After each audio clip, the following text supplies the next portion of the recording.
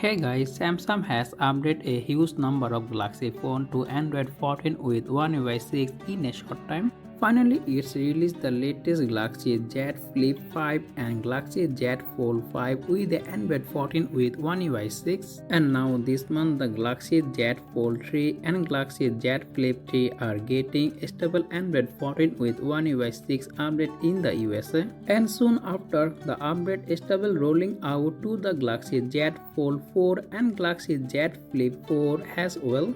The initial rolling out update for is the Galaxy Z Fold 4 and Galaxy Flip 4 in the version T-Mobile and MetroPCS network, and Samsung will be hopefully bringing unlock unit into the Max and also release a stable update on the One UI 6 beta users soon. So let me know in the comment section below, do you guys stable Android 14 with One UI 6 update? So that's for today's video, and if you found this video informative, make sure to hit the like button and also subscribe my channel for more content like this as always. Thanks for watching, and I will be catch you next one. Take care. Allah Hafiz.